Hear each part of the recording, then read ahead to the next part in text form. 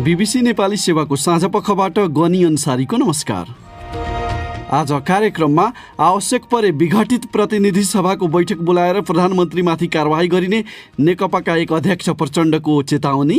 आज विराटनगरबाट भन्दैछु, देशैले सुने हुन्छ, जरुरी पर्यो भने हामी संसदको बैठक बस्छौँ र कारबाही गर्छौँ। के प्रचण्डले दाबी गरे झै विघटित प्रतिनिधि सभा बोलाउन सम्भव छ? त्यो सम्भव छैन। यो त धेरै जंगली अवधारणा हो। सर्वोच्च अदालतले मात्र यसका बारेमा निर्णय गर्न सक्दछ। संविधानविद विपिन अधिकारी अनलाइन किनमेलका लागि डलरमा खर्च गर्न पाइने सुविधा ल्याउने राष्ट्र ब्याङ्कको योजना र अन्तर्राष्ट्रिय प्रसङ्गमा एस्ट्राजेनेकासँग कोभिड खोप किन्ने सम्झौता युरोपेली सङ्घद्वारा प्रकाशित।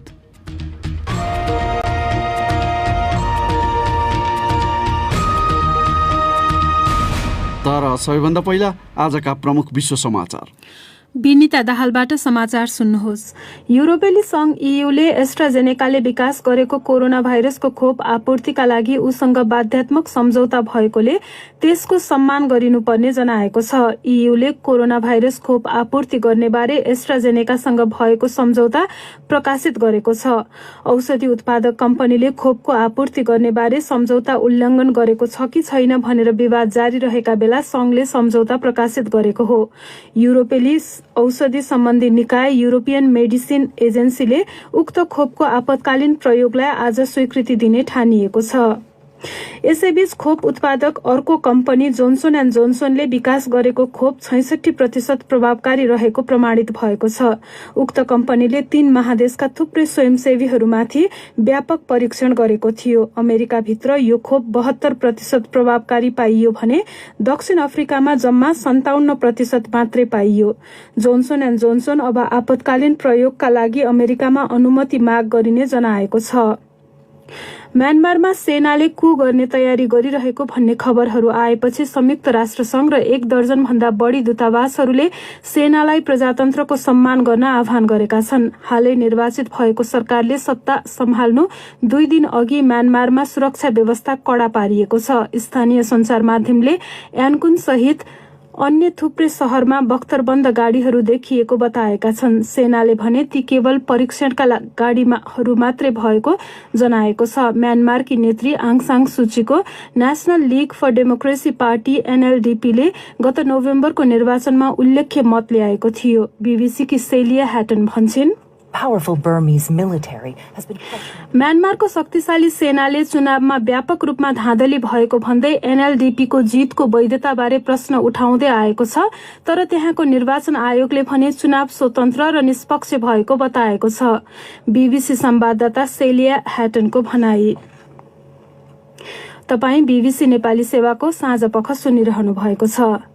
विश्व स्वास्थ्य संगठनको वैज्ञानिकहरूको टोलीले कोरोना भाइरस पहिलो पटक देखिएको चीनको वुहान शहरको अस्पताल भ्रमण गरेका छन्। उक्त अस्पतालमा 1 वर्षभन्दा अगाडि पहिलो पटक कोरोना भाइरस देखिएको थियो। उक्त टोलीले आजदेखि कोरोना भाइरसको उत्पत्तिका विषयमा अनुसन्धानको काम सुरु गरेको छ। वुहानमा 2 साता क्वारेन्टिन बसिसकेको उक्त टोलीले चीनिया वैज्ञानिकहरूसँग छलफल गरिसकेको छ। वुहानमा रहेका बीबीसीका स्टेफन मकडोनल भन्छन्,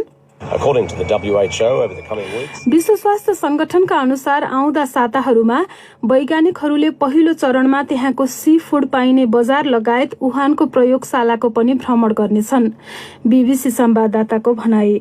भारतीय राजधानी दिल्ली नजिकै आन्दोलनरत किसानहरू र अपरिचित समूह बीचको झडप रोक्नका लागि भन्दै प्रहरीले अश्रु ग्यास र लाठीको प्रयोग गरेको छ। उक्त अपरिचित समूहले किसानहरू प्रदर्शन नगरून् र ठाउँ खाली गरून् भन्ने चाहेको बताइएको छ। दिल्लीको बाहिरी भेगमा 10,000 किसानहरूले कृषि सम्बन्धी नयाँ कानूनको विरोधमा प्रदर्शन गर्दै आएका छन्। उक्त कानूनले आफूहरूलाई असर गर्ने किसानहरूको दाबी रहेको छ। बिहिबार यता मानिसहरूको अर्को एउटा समूहले सिन्गु सीमा नजिकै उक्त ठाउँ खाली गर्न भन्दै किसानहरू विरुद्ध जवाफी प्रदर्शन गर्दै आएको छ। सरकारले भने कानूनमा गरिएका नयाँ प्रावधानले किसानहरूलाई नै आम्दानीमा फाइदा हुने दावी गरेको छ। र पाकिस्तानका अधिकारीहरूले सन् 2002 मा अमेरिकी पत्रकार डेनियल पलको अपहरण र हत्याको अभियोग लागेका 4 अभियुक्तलाई अपराधमुक्त गर्ने सर्वोच्च अदालतको हिजोको निर्णय विरुद्ध पुनरावलोकनका लागि निवेदन दर्ता गरेका छन्। यो बीबीसी नेपाली सेवा हो।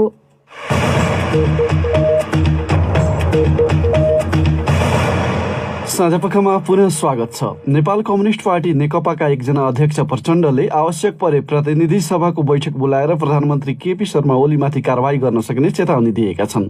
यद्यपि सुनवाई भइरहेको प्रतिनिधि सभा विघटन विरुद्धको मुद्दामा सर्वोच्च अदालतले पुनर्स्थापनाको निर्णय गर्नेमा आफूहरू आशावादी रहेको उनको भनाइ थियो। निर्वाचन आयोगले दल दर्ताको सूचना प्रकाशन र चुनावको हालसम्म भएको तयारीका सन्दर्भमा छलफल गर्न नेकपाका दुवै पक्षलाई बोलाएकै दिन प्रचण्डको पछिल्लो चेतावनी आएको हो। विराटनगरबाट विक्रम निरौलाको यो रिपोर्ट सुनौ। प्रतिनिधि सभा विघटनको विरोधमा नेकपाको प्रचण्ड माधव नेपाल समूहले पछिल्लो समय देशका विभिन्न सहरमा सभाहरू आयोजना गर्दै आएको छ। विराटनगरमा आज आयोजित विरोध सभामा प्रधानमन्त्री केपी ओली प्रति प्रचण्ड निकै आक्रामक रूपमा प्रस्तुत भए। प्रचण्डले प्रधानमन्त्री ओलीले संविधान विपरीत विघटन गरेको प्रतिनिधि सभा अस्तित्वमै रहेको बताए। त्यो भएर प्रतिनिधि सभा मार्फत प्रधानमन्त्री ओलीमाथि कारवाही गर्ने विकल्प आफूहरूसँग रहेको उनले दाबी गरे। म आज विराटनगरबाट भन्दैछु, देशैले सुने हुन्छ, जरुरी पर्यो भने हामी संसदको बैठक बस्छौँ र कारवाही गर्छौँ। संविधानले हामीलाई संसदको बैठक बस्ने अधिकार दिएको छ, केपी ओलीलाई विघटनको अधिकार दिएको छैन। तर त्यसो भनिरहँदा सर्वोच्च अदालत प्रति आफूहरूको अविश्वास नरहेको उनको भनाइ छ। सर्वोच्च अदालतले उनकै शब्दमा सही निर्णय गर्नेमा आफूहरू विश्वस्त रहेको प्रचण्डले बताए। सर्वोच्चले पक्कै पनि संविधानको भावना र मर्म अनुसार, लोकतन्त्रको मर्म र भावना अनुसार गर्छ भनेर भरोसा गरेर बसेका छौँ हामी। सर्वोच्चले सही नै फैसला गर्छ भन्ने विश्वास भएको हुनाले अहिले नै बसिएको छैन। विरोध सभामा नेकपाका अर्का नेता माधव कुमार नेपाल र झलनाथ खनालले उनीहरूकै शब्दमा प्रधानमन्त्री ओलीले देशलाई बर्बादी र निरङ्कुशतातर्फ धकेलेको आरोप लगाए। नेताद्वयले आफूहरूले नेतृत्व गरेको नेकपा नै आधिकारिक भएको दाबी दोहोर्याएका थिए। दुवै समूहले निर्णय गरेर दलभित्र गरेको हेरफेरलाई हालै निर्वाचन आयोगले अमान्य घोषणा गरेको थियो। नेकपाको दुवै पक्षले आफ्नो समूहले वैधानिकता पाएको बताइरहेका छन्। विक्रम निरौला, बीबीसी, विराटनगर। यसै सन्दर्भमा केही बेर अघि हामीले संविधानविद विपिन अधिकारीलाई के प्रचण्डले भने झै विघटित प्रतिनिधि सभाको बैठक बोलाउन सम्भव छ भनी सोधेका थियौं। त्यो सम्भव छैन। यो त धेरै जंगली अवधारणा हो। असंवैधानिकताको प्रश्न सर्वोच्च अदालतमा विचाराधीन छ। केवल सर्वोच्च अदालतले मात्र यसका बारेमा निर्णय गर्न सक्दछ। उसको अधिकार छ। उसले चाह्यो भने प्रतिनिधि सभाको पुनर्स्थापना गर्न सक्दछ वा प्रधानमन्त्रीले सही गरेको हो भनेर निर्णय लिन सक्दछ। तर अब कुनै पनि प्रकारले प्रतिनिधि सभालाई अन्य प्रकारले चाहिँ पुनः जीवित गर्न सकिँदैन। तपाईले यसो भनिराख्दा पूर्व प्रधानमन्त्री रहिसकेका व्यक्तिबाट यस्तो भनाइ आउनुको अर्थ के देख्नुहुन्छ यहाँ? अब यस्तो छ, उहाँ माओवादी पृष्ठभूमि छ, हामी सबैलाई थाहा छ। आन्दोलन गरेर सबै कुरो गर्न सकिन्छ भन्ने त्यही आन्दोलनको भरमा ठूला ठूला शक्ति परिवर्तनको उद्देश्य प्राप्त गर्न सकेको हुनाले उहाँलाई लाग्दछ अहिले पनि परिस्थिति त्यही छ। तर परिस्थितिमा परिवर्तन भइसकेको छ। हामीसँग संविधान सभाले बनाएको संविधान छ। यसको व्याख्याता भनेको सर्वोच्च अदालत हो र उसले दिएको व्याख्याले, उसले दिएको निर्णयले अहिलेको विवादको समाधान सरल रूपमा हुन सक्दछ। सबै पक्षहरू जो चाहिँ यस विषयमा आफ्नो दृष्टिकोण राख्दछन् उनीहरूले चाहिँ पर्खेर बस्ने हो, सर्वोच्च अदालतमा आफ्नो प्रतिनिधित्व माग्ने हो, आफ्नो वकिल खोज्ने हो, तर अदालतको निर्णयलाई पर्खिने हो। अन्य हिसाबले गर्ने भन्नुको अर्थ त कानुनको शासन फेरि पनि छैन भन्ने हो।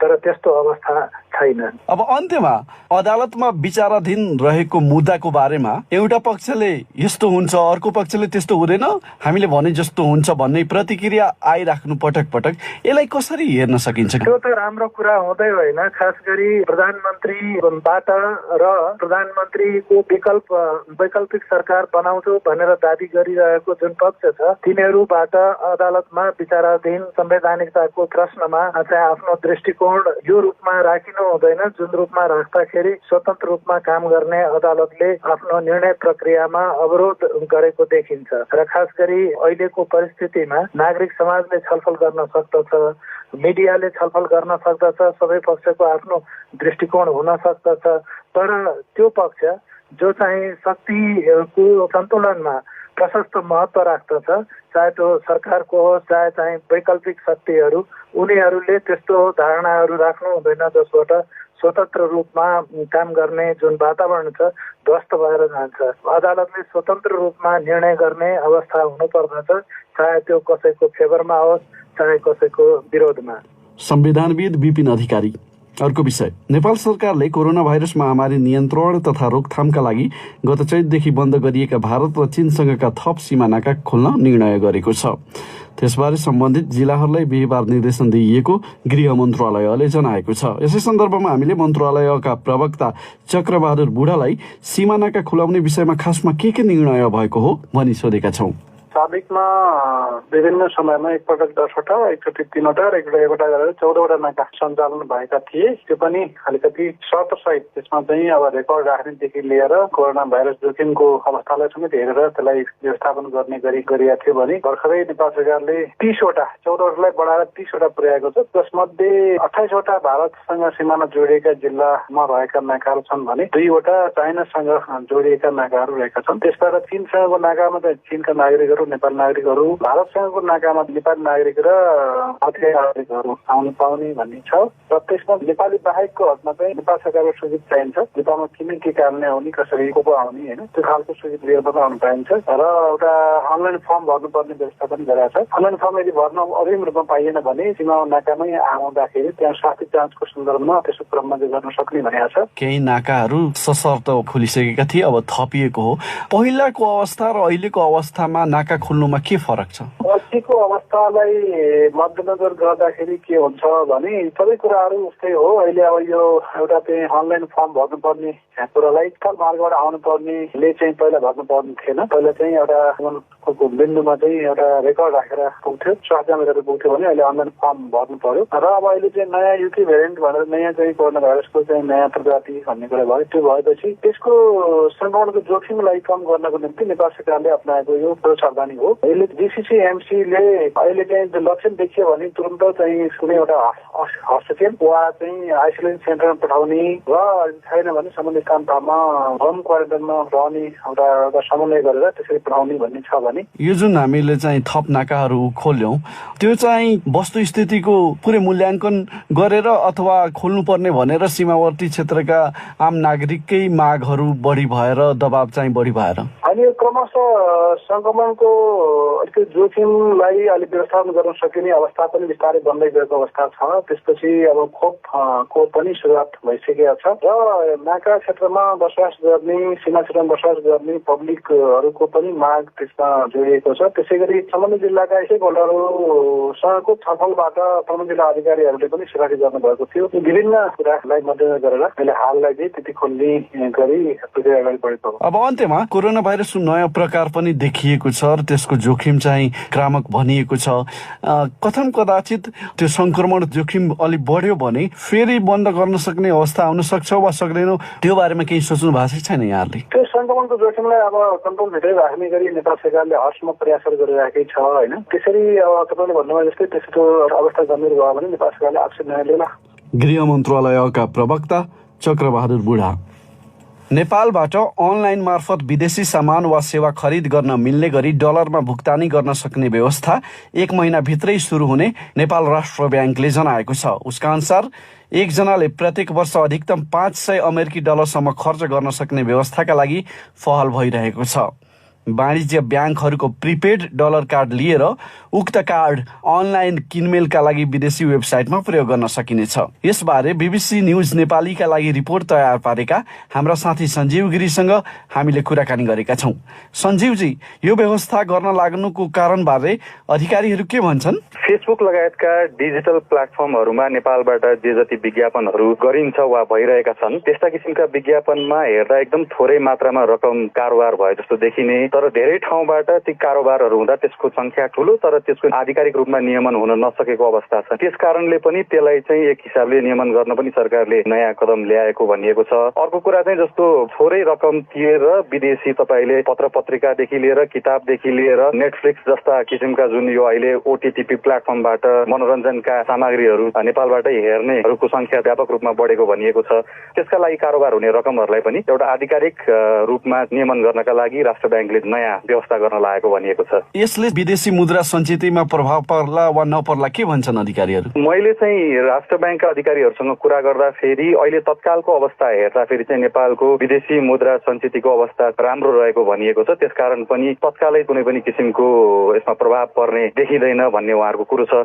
तर भोलिका दिनमा जस्तो 10औं लाख मानिसहरूले वार्षिक $500 का हिसाबले कारोबार गर्न थालेको अवस्थामा विदेशी सञ्चितमा पक्कै पनि कुनै किसिमको प्रभाव पर्ने हुन सक्छ। त्यस्तो बेलामा राष्ट्र ब्याङ्कले त्यो बेलाको अवस्था हेरेर नीतिगत निर्णय लिने भनेर चाहिँ उनीहरूले भनेका छन्। अब अन्त्यमा सञ्जीवजी, यो सुविधा प्रयोग गर्दा सेवाग्राहीहरूले केही शर्त पूरा गर्नुपर्छ वा पर्दैन अथवा सेवाग्राहीको दायित्व के हुन्छ? पक्कै पनि यो अझै पनि लगभग अन्तिम चरणमा पुगिसकेको भए पनि यस विषयमा अझै पनि राष्ट्र ब्याङ्कमा छलफल र परिमार्जनहरू भइरहेका छन्। मैले पाएको पछिल्लो विवरण अनुसार सेवाग्राहीहरूले मन परी मन लागि सामान वा सेवा उपभोग गर्न पाउने अवस्था चाहिँ रहँदैन। त्यो केमा भने नेपालको कानुनले जुन किसिमका सेवाहरू लिन वा सामानहरू ल्याउनमा वर्जित गरेको छ त्यस्ता सामानहरू ल्याउन वा उपभोग गर्न पाइँदैन। त्यसमा अश्लील यो वेबसाइटहरूका कुराहरू होलान् वा आतंकवादी क्रियाकलापका लागि चाहिँ जस्तो रकमहरू पठाउने पनि हुन सक्ने भए र नेपालले जुन मुलुकहरूसँग अलिकति आफ्नो व्यापारिक सम्बन्ध वा अन्य किसिमका सम्बन्धमा कडी कडाउ गरेको छ त्यस्ता देशहरू नामै लिएर भन्नुपर्दा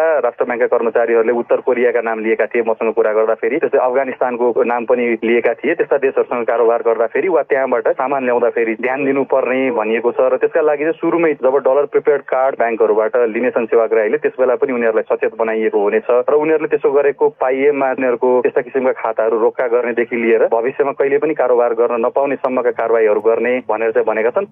सञ्जीव गिरी, अब सुनौ तपाईहरूले नै पठाएका प्रतिक्रिया। प्रस्तुत गर्दैछन् साथीहरू रमा पराजुली र विनिता दाहाल। आज शहीद दिवस। देश, प्रजातन्त्र, स्वतन्त्रता र नागरिक अधिकारका लागि आफ्नो ज्यान अर्पण गरेका शहीदहरूका सम्झनामा प्रत्येक वर्ष माघ 16 गते शहीद दिवस मनाइन्छ। नेपालमा शहीदहरूको बलिदान एवं अहिलेको हाम्रो व्यवस्था र अवस्थाले तपाईँलाई कस्तो महसुस गराउँछ भनेर आज हामीले सामाजिक सञ्जाल फेसबुक र ट्विटरमा सोधेका थियौं। प्राप्त जवाफमध्ये केहीलाई हामीले समेटेका छौं। ट्विटरमा स्पन्दन खड्गीको धारणा छ, शहीदहरूको त्यागको अवमूल्यन भएको छ। देश विकास गर्ने भन्दा पनि आफ्नै स्वार्थमा नेता तथा राजनीतिक नेतृत्व लाग्दा शहीदहरूको आत्मा अवश्य पोलेको हुनुपर्छ।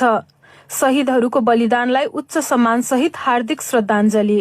खडक बाबु लेख्छन्, हिजो आज सामाजिक सञ्जालमा तस्बिर सहित शहीदहरूको नाममा पोस्ट गर्छन्, तर आफूहरूको बलिदानको मर्म अनुरूप देश नचल्दा शहीदहरूको आत्मा पक्कै दुखी होलान्। त्यो महान त्यागको महत्व हाम्रा सरकारले कहिले बुझ्दैनन्। विपिन सापकोटाले लेखेका छन्, शहीदहरूले ज्यान दिएर देश बचाए, तर अहिले हाम्रो पुस्ताले शहीदको योगदानको कदर गर्न नसकेको देख्दा दुःख लाग्छ। शहीदहरूको आत्माले शान्ति पाउन्, हार्दिक श्रद्धाञ्जली। हाम्रो फेसबुक पेजमा छत्र विष्ट लेख्छन्, पहिले देशका निम्ति लड्ने शहीद कहलिन्थे, अहिले राजनीतिक दलका निम्ति एक अर्कासँग लड्नेहरूलाई शहीद बनाइन्छ। तिल बहादुर सेन्चुरीको मत छ, सशस्त्र द्वन्द्वमा घाइते भएका र अपाङ्गता भएकाहरू अहिले पनि शरीरमा गोलीका छर्रा बोकिरहेका छन्। शहीद परिवारको सबैभन्दा बिजोग छ। शान्ति प्रक्रियामा आएपछि कम्तीमा ती मानिसहरूको त उद्धार हुनुपर्ने थियो, तर उनीहरूलाई हरेक तवरले बेवास्ता गरिएको छ। निरञ्जन नेपाल लेख्छन्, शहीदहरूको शालिगमा माल्यार्पण गर्दैमा र उनीहरूको सम्मानार्थ श्रद्धाञ्जलीका केही शब्द फलाक्दैमा शहीदहरूप्रति साँचो सम्मान हुने हो र? जुन सपनाका खातिर अनि जसका लागि आफ्नो प्राणको शहीदहरूले आहुति दिए तिनै तमाम भुइँ मान्छे यानि कि सर्वसाधारणको अवस्था आज पनि उस्तै छ। हाम्रो तर्फबाट शहीदहरूप्रति उच्च सम्मान। कृष्ण थापाको धारणा छ, माघ 16 गते मात्र शहीदहरूलाई सम्झेर हुँदैन। शहीदका सपनामाथि कुठाराघात भएको छ। कतिपय शहीद परिवारलाई बिहान बेलुका हातमुख जोड्न धौधौ छ, तर राजनीतिक नेतृत्वहरू चरम विलासी जीवनशैलीमा मस्त छन्। दधी मगरले लेखेका छन्, नेपालको इतिहासका विभिन्न कालखण्डमा विभिन्न उद्देश्यले धेरै शहीदहरूले ज्यानको बलिदान दिए, तर बलिदानको पूरा उपलब्धि देश र जनताले पाउन सकेका छैनन्। वर्षको एक दिन शहीदलाई सम्झे जस्तो गरेर सधैँ शहीदको बलिदानको उद्देश्य विपरीत काम गर्नु भनेको शहीदको खिल्ली उडाउनु हो। हामी बीबीसी नेपाली सेवाको साझा पक्षबाट बोलिरहेका छौँ। बीबीसी नेपाली सेवाका सामग्री रेडियो, अनलाइन र सामाजिक सञ्जालमा पनि उपलब्ध छन्। मोबाइल फोन एप हाम्रो पात्रो मार्फत पनि तपाईँ बीबीसी नेपाली सेवाका समाचार सामग्री हेर्न सक्नुहुन्छ। अब नेपाल बाहिरको एउटा विषय। युरोपेली आयोगले औषधि उत्पादक कम्पनी एस्ट्राजेनेकासँग कोरोना भाइरस विरुद्धको खोप किन्न गरिएको सम्झौता प्रकाशित गरेको छ। आयोगकी अध्यक्ष उर्जुला फोन डर लायनले आपूर्ति कम गर्ने कम्पनीको निर्णयलाई लिएर दबाब दिएको केही घण्टापछि पछिल्लो कदम चालिएको हो। बीबीसी विवरणमा आधारित रिपोर्ट सुनौ विनिता दाहालबाट। जर्मनीको रेडियोसँग बोल्दै आयोगकी अध्यक्ष उर्जुला फोन डेर लायनले कम्पनीसँग गत अगस्तमा भएको सम्झौतामा बाध्यात्मक प्रावधानहरू भएको बताइन्। सम्झौतामा प्रतिबद्धता जनाइए अनुसार कम्पनीले खोपको संख्या आपूर्ति गर्न नलागेको भन्ने कुरालाई बल पुगोस् भनेर युरोपेली आयोगले उक्त सम्झौता प्रकाशित गर्ने निधो गरेको हो। युरोपेली संघका औषधि नियामकहरूले उक्त खोपको आपतकालीन प्रयोगका लागि आजै स्वीकृति दिने ठानिएको छ। सम्झौता प्रकाशित भए पछि त्यसमा उल्लेख भएको उत्कृष्ट उचित प्रयास भन्ने वाक्यांशलाई लिएर बहस भइरहेको छ। सम्झौता अनुसार नियामक निकायले स्वीकृति जनाएपछि युरोपेली संघलाई 30 करोड खोपको मात्रा उपलब्ध गराउने र त्यसमा 10 करोड थप्ने विकल्प राखिएको थियो। एस्ट्राजेनेकाले नेदरल्यान्ड्स र बेल्जियममा भएका आफ्ना उत्पादन केन्द्रमा समस्या आएको जनाएको छ। कम्पनीका कार्यकारी प्रमुख पास्कल सोरिएटले यो साताको सुरुमा दिएको एउटा अन्तर्वार्तामा ईयूको माग पूरा गर्ने उत्कृष्ट प्रयास गर्ने भन्नेमा एस्ट्राजेनेका बाध्य भएको बताएका थिए, तर त्यसमा समय तालिकामा कुनै बाध्यात्मक अवस्था नरहेको बताइरहँदा ईयूले भने अस्वीकार गरेको छ। विनिता दाहाल। फेरि नेपाल सम्बन्धी केही विषय। लामो समयदेखि पत्रकारिता गर्दै आएकी सहनशीला शर्मा झालाई गुठी संस्थानले काठमाडौँको असन स्थित अन्नपूर्ण नारायण मन्दिरको पुजारी नियुक्त गरेको छ। पुस्तौदेखि उनको परिवारमा सधी पुरुषले निर्वाह गर्दै आएको जिम्मेवारी पहिलो पटक उनले पाएकी छन्। उनलाई पुजारीमा नियुक्त गरिएको विषयमा सामाजिक सञ्जालमा कतिपयले राम्रो भनी प्रशंसा गरेका छन् भने कतिपयले नकारात्मक टिप्पणी पनि गरेका छन्। यसै सन्दर्भमा हामीले उनलाई सुरुमा सोधेका छौँ, पुजारीमा महिला नियुक्त भएको बिरलै सुनिन्छ, नियुक्ति पाउँदा तपाईँलाई कस्तो लागेको छ? यो एकदमै मेरो लागि खुसीको कुरा हो। सधैँभरि पुजारी नियुक्त गर्दाखेरि घरमा जो छोरा मान्छे छ उसको नाममा जान्थ्यो होइन, त्यो छोरा सानो बच्चै किन नहोस्। हाम्रो पनि त्यस्तै भएको हो, छोराले नै पाएको हो, तर छोरा विदेशमा भएको रिजनले गर्दाखेरि मैले आफ्नै प्रयासमा गुठी संस्थानको सबै कागजी कुराहरू पुरा गरेर मैले पाएको हो। गुठी संस्थानमा तपाईँले निवेदन दिएर नियुक्ति पाउनु भयो, यो पाउन कति सहज असहज के थियो? सबैले सहयोग चाहिँ गर्नुभयो, तर टाइम चाहिँ लाग्यो। के कारणले समय लाग्यो? मलाई चाहिँ महिला पुजारी चाहिँ नियुक्ति हुँदैन भन्ने कुरा थाहा थिएन होइन। गुठी संस्थानले चाहिँ खर्च पूजा खर्च भनेर दिने रहेछ, अनि त्यो कुरा चाहिँ हामीलाई थाहा भएन होइन। मैले पहिलादेखि नै हामी पूजा चाहिँ गर्दै आएको, खर्च चाहिँ दिएको थिएन। अनि मैले चाहिँ ओडामा गएर सिफारिस लिएँ पूजा गर्दै आएको छ भनेर। अनि त्यसपछि त्यहाँबाट आइसकेपछि चाहिँ अब चाहिँ पुजारी पनि चेन्ज गर्नु पर्ला, त्यसको लागि पनि सिफारिस चाहिन्छ। महिला पुजारी भएको त छैन, तर अब अवस्था हेरेर गर्नु पर्ला। कानुनमा नभएको होइन कि धार्मिक हिसाबमा धर्ममा चाहिँ नभएको जस्तो लाग्यो कि। तपाईँको परिवारभित्रै एउटा पुस्ताबाट सर्दै सर्दै आएको भयो, पहिलो पटक तपाईँ महिला हुनुभयो होइन। तपाईँलाई चाहिँ यो तपाईँको बाध्यता भन्ने लाग्छ कि तपाईँको रहरले गर्दा तपाईँ पुजारी हुनुभयो? हजुर, त्यो एकदमै बाध्यता होइन, रहर नै हो। मलाई रमाइलो लाग्छ पूजा गर्दा। तपाईँ कसरी पत्रकारिताबाट पुजारी हुनुभयो त? पत्रकारिता र पुजारी एकदमै फरक विधा हो। अनि यो पुजारी हुनलाई मैले केही तयारी गर्नु पर्दैन होइन, खालि समय दिए पुग्छ, समय दिने र आफ्नो आस्था हो होइन। त्यो पत्रकारिता पनि गर्दैछु, पूजा पनि गर्दैछु, त्यस्तो खासै फरक विधा भएर त्यो विधालाई अगाडि लान सक्ने छ। के गर्नुपर्छ तपाईँले? दैनिक पूजा गर्ने हो कि कस्तो हुन्छ? दैनिक होइन, यो पर्वहरूमा मात्र गर्ने वार्षिक हो। एउटा चाहिँ कृष्णाष्टमीको दिन, अर्को चाहिँ दसैँको एकादशीको दिन, अर्को चाहिँ दसैँकै नवमीको दिनमा हो। 3 दिन हो, वर्षको 3 चोटि गर्छ। पूजा पूजा गर्दाखेरि चाहिँ विशेष पर्वहरूमा सधैँ घरभित्र पूजाको सबै सामग्रीहरू महिलाले जुटाइदिने विधि पनि यो पछि यो गर्नुस् न भनेर महिलाले भन्ने, अनि पूजा चाहिँ पुरुषले गर्दै आउनु भएको देखिन्छ। तपाईँलाई यो कस्तो लाग्छ? तपाईँले आफै पनि गुठी संस्थानमा भन्दाखेरि अरू व्यवस्थापन म गरिदिने, पूजा मात्रै नगर्ने त हो नि भनेर दाबी गरे भन्ने कुरा आएको छ। यो तपाईँलाई कस्तो लाग्छ भनिदिनुहोस् न। घरमा पनि अब नाम मात्रको सबै मिलाइसकेर यस्तो गएर पूजा गर्ने मात्रै गर्नुहुन्छ पुरुषहरूले। त्यो चाहिँ किन महिलाले सबै थरी गरिसकेपछि पूजाका लागि चाहिँ महिलाको हात मात्रै प्रयोग नभएको जस्तो भयो नि त? त्यसको लागि महिलाले नै पहल गर्नु पर्यो होइन। अब यति गरिसकेपछि पूजा पनि मै गर्छु भनेर गर्न सक्नु पर्यो। अब अनिष्ट हुन्छ यो हुन्छ त्यस्तो सोच चाहिँ लिनु भएन, त्यस्तो केही हुँदैन। अहिले तपाईँ पुजारी हुँदाखेरि सामाजिक सञ्जालहरूमा अलि नकारात्मक टिप्पणीहरू आएको पनि देखियो, तपाईँलाई कस्तो लाग्यो? यो सामाजिक सञ्जालमा यति धेरै नकारात्मक मान्छेहरू रहेछ है। मैले पोस्टलाई नै हटाएँ। मैले मात्रै खुसी सेयर के गरेको भने यो महिलाले पनि यो गर्नु हुने रहेछ, घरमा चाहिँ छोराई हुनुपर्छ भन्ने छैन र अबदेखि चाहिँ पनि भएको घरले पनि यो गर्न मिल्ने, परम्परा चाहिँ चलाउन मिल्ने भन्ने कुरा खुसी सेयर गरेको, तर मान्छेहरूलाई पसेन होइन। व्यक्तिगत र पेसागत भन्ने कुराहरू चाहिँ बुझ्दै नबुझ्ने मान्छेहरू रहेछ। अब नेगेटिभ कुरा जोसँग छ उहाँले नेगेटिभ कुरा नै गर्नुहुन्छ, जो पोजिटिभ छ उहाँले पोजिटिभै कुरा गर्नुहुन्छ होइन। हामीले यस्तो कुराहरूको पछि पर्नु हुँदैन जस्तो लाग्यो मलाई। काठमाडौँको असन स्थित अन्नपूर्ण नारायण मन्दिरकी महिला पुजारीको रूपमा पहिलो पटक नियुक्त सहनशीला शर्मा झा साथै विनिता दाहालसँग कुरा गर्दै अब आजको अन्तिम विषय कोभिड-19 खोप अभियान अन्तर्गत आज तेस्रो दिन पनि अग्रपंक्तिमा खटिएर काम गर्नेहरूलाई खोप लगाइएको छ। भारत सरकारले गत साता उपहारका रूपमा उपलब्ध गराएको खोपबाट अभियान सुरु गरिएको हो।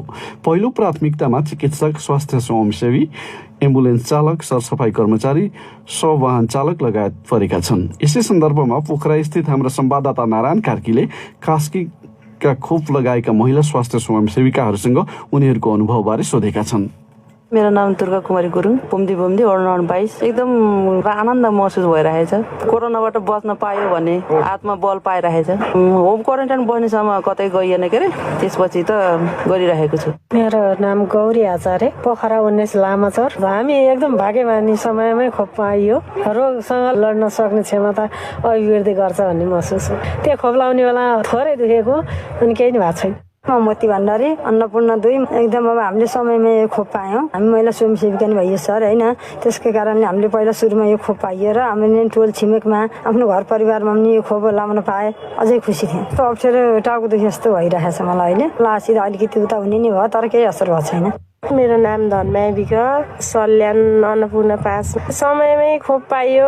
आफूले खोप लगाएपछि ढुक्क भयो, रोग नलाग्ला भन्ने पनि एउटा ढुक्क भयो। अलि चिसिक्क दुख्यो, त्यही नै हो, अरू त केही अप्ठ्यारो छैन। मेरो नाम लक्ष्मी सुवेदी, अन्नपूर्ण गाउँपालिका वार्ड नम्बर 1। जे होस् हामी पहिले सुरक्षित हुने भयौँ, हामीलाई यो रोगबाट वञ्चित हुने भयो, यसमा हामी खुसी छौँ। र हामीले खोप लगाएर गएपछि हाम्रो छर छिमेक सबैलाई खोप लगाउनु पर्छ हामी सुरक्षित हुनको लागि भनेर भनिन्छ। अलिकति घुमायो होइन, यस्तो केही हुन्छ कि भने जस्तो त भयो। यो नौलो रोग भएर केही हुन्छ कि भन्ने त्रास हो, तर हुँदैन। सरिता बास्तोला, भलाम 20। भाग्यले पाइयो। अब रोग निवारणको लागि ठिकै छ।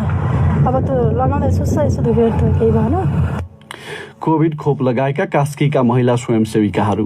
अब अन्त्यमा प्रमुख विश्व समाचार संक्षेपमा।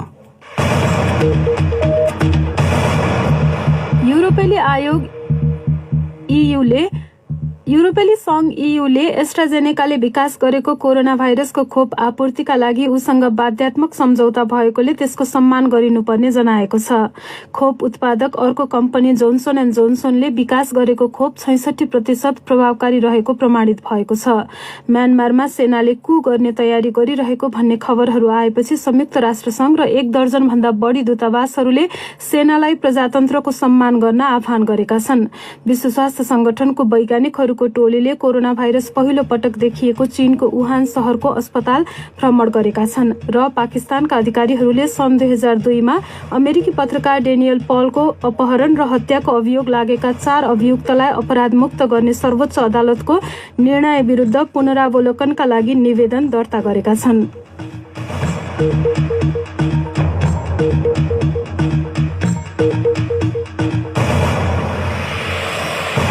यस यसका साथै बीबीसी नेपाली सेवाको साँझ पख यही सकिन्छ। सोमबार बिहान 7:15 बजेसम्मका लागि हामी सबैलाई बिदा दिनुहोस्। नमस्कार।